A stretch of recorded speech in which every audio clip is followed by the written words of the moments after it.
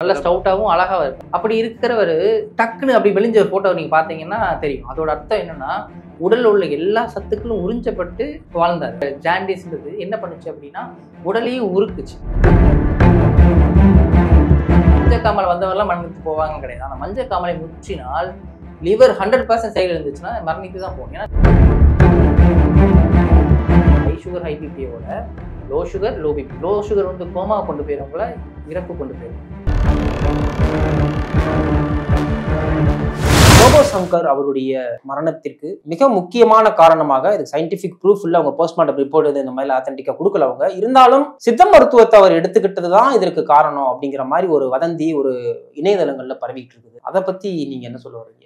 நீங்களும் ஆரம்பத்தை சொன்னீங்க வதந்தி அப்படின்னு சொல்லிட்டு. பட் சித்த மருத்துவத்தை எடுத்திருந்தாங்க அப்படின்னா அது ஒரு நல்ல பலன் அவங்க கொடுத்துருக்கும். ஆனால் யாரையுமே கடைசி கட்டத்தில் எந்த மருத்துவத்தாலையுமே காப்பாற்ற முடியாது. ஒரு உடல் வந்து மருந்துகளை நம்பி கிடையாது, உங்களை நம்பி இருக்கு. ரோபோ சங்கர் அவரோட இதில் நீங்க எடுத்துக்கிட்டீங்க அப்படின்னா அவர் வந்து எப்ப எடுத்தாரு அப்படின்னு கேட்டு அது ஒரு முக்கியமான கொஸ்டின். மஞ்சக்காமலை வந்த நபர் வந்து மரணித்து தான் போவாரா? மஞ்சக்காமல் வந்தவரெல்லாம் மரணித்து போவாங்க கிடையாது. ஆனால் மஞ்சக்காமலை முற்றினால் லிவர் 100% செயல் இருந்துச்சுன்னா மரணித்து தான் போகும். ஏன்னா லிவர் வந்து வைட்டல் ஆர்கன். உடம்புலேயே தோலுக்கு அதிகமாக ஒரு 1.5 கிலோக்கு மேல இருக்கக்கூடிய பெரிய ஆர்கன் லிவர். இன்னும் லிவரை பற்றிய சயின்டிபிக் ப்ரூவன்ஸ் வந்து நிறைய கிடையாது. தனித்தானே சரிப்படுத்தக்கூடிய ஆர்கன் வந்து லிவர்.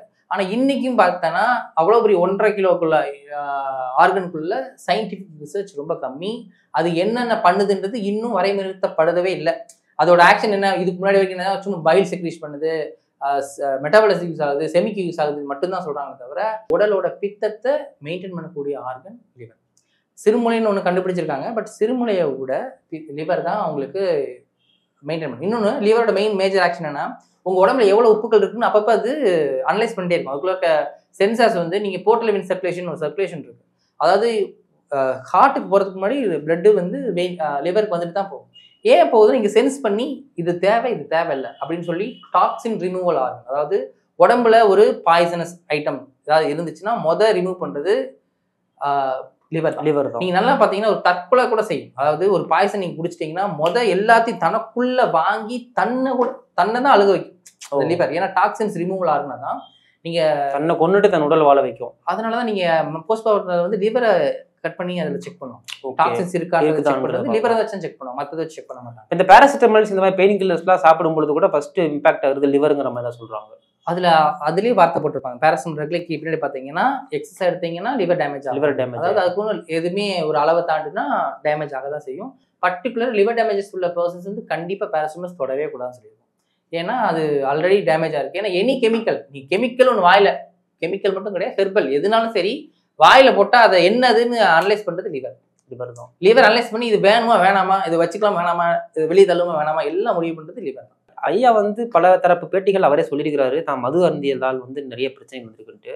உங்களுடைய பார்வையில இதுதான் அவருடைய மரணத்தினுடைய காரணிகளாக இருக்கும்னு சொல்லிட்டு சரியா சொல்லணும்னா, அவர் வந்து அவருக்கு மஞ்சள் காமாலை வந்த உடனே அவரோட உடலோட தன்மை உங்களுக்கு தெரியும், நல்ல ஸ்டவுட்டா அழகா. அவர் மிஸ்டர் ஆனலகர்லாம் வாங்கியிருக்காரு, நல்ல ஸ்டவுட்டாவும் அழகாக இருப்பார். நீங்க இந்த என்ன படம் தனுஷ் படத்துல எல்லாம் பாத்தீங்கன்னா மாரி படத்துல ரொம்ப அழகா இருப்பார். அந்த உடல் குண்டா இருக்குன்றதை விட அவருக்கு ஆப்டா இருக்கும்.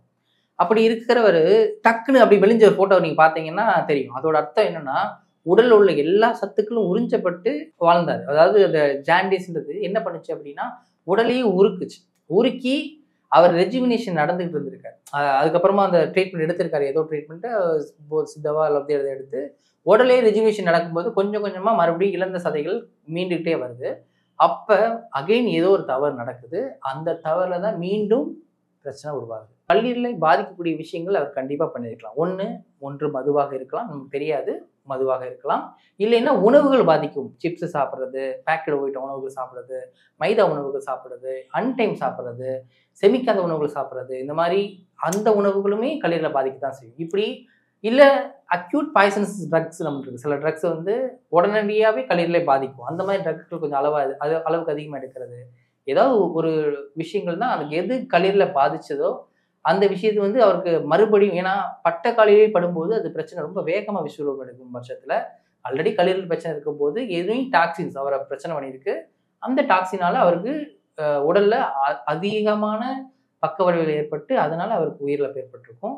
அதே நேரத்தில் பிபி அவருக்கு லோ ஆச்சுன்றது கேள்விப்பட்டேன். அது என்ன காரணம் அப்படின்னா, அவரோட ப்ரெஷர், பிளட் ப்ரெஷர் வந்து பார்த்தீங்க அப்படின்னா அது வெறும் ஒரு சம்மந்தப்பட்டது கிடையாது. ரெனின் ஆஞ்சியோடென்சின் மெக்கானிசம்னு சொல்லி கல்லீரல் மட்டும் இல்லை, கிட்னியும் அதில் சம்மந்தப்பட்டிருக்கு. ஒரு ஃப்ளோ குறையும் போது ஆட்டோமேட்டிக்காக பிபி லோ ஆகும். அப்படி லோ ஆகும்போது லோ பிபி வந்து காப்பாற்றவே முடியாது. லோ பிபி லோ சுகர் தான் இருக்கிறதுலேயே ரொம்ப கஷ்டம். ஹை சுகர் ஹை பிபியோட low sugar low BP. Low sugar வந்து கோமா கொண்டு போயிடுறவங்கள இறப்பு கொண்டு போயிடும். சேம் தான் லோ பிபி, ஃபங்க்ஷன் வந்து லாஸ் ஆகும். டீஹைட்ரேஷன் வந்து பார்த்தீங்கன்னா உடம்புல வந்து டீஹைட்ரேஷன் ஆச்சு அப்படின்னா பிளட் வந்து பம்பிங்ல இஷ்யூஸ் ஆகும். அப்படி ஆகும்போது சடனாக ஹார்ட் நிற்கிறதுக்கான வாய்ப்புகளும் உண்டு. அந்த மாதிரி கூட ஏற்பட்டு அவருக்கு கார்டியக் அரெஸ்ட் கூட ஏன்னா அவருக்கு டீஹைட்ரேஷன் ஆனதுனால கார்டியக் அரெஸ்ட் ஆனது. டீஹைட்ரேஷனுக்கு என்ன ரீசனா இருக்கும்? ஆனா மறைந்த புரட்சி செல்வி அம்மா அவர்கள் கூட டீஹைட்ரேஷன் தான் வந்து அவங்க மருத்துவமனையில் அனுமதிக்கப்பட்டாங்க. டீஹைட்ரேஷன் அப்படின்னா பாடியில் இருக்கக்கூடிய ஃப்ளூயிட் லெவல் வந்து குறையுதுன்னு காரணம். அதுக்கு காரணங்கள் வந்து எக்ஸசிவாக இருக்கலாம்.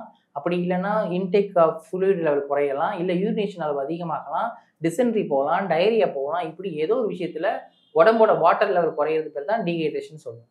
அவருக்கு யூரினேஷன் அதிகமாக போயிருந்திருக்கலாம், இல்லைன்னா கொஞ்சம் அதிகமாக வேலை பார்த்துருந்துருக்கலாம், இல்லை கொஞ்சம் வேர்வை சுரப்பிகள் அதிகமாக போயிருந்திருக்கலாம். அந்த மாதிரி ஏதோ ஒரு விஷயத்துல அவருக்கு டீஹைட்ரேஷன் ஆகிக்க சான்ஸ் இருக்கு. அப்படி நடக்கும்போது பிளட் பம்பிங்ல பிரச்சனையாகி அவருக்கு கார்டியக் அரெஸ்ட் ஏற்படுறதுக்கும் சான்சஸ் இருக்குது.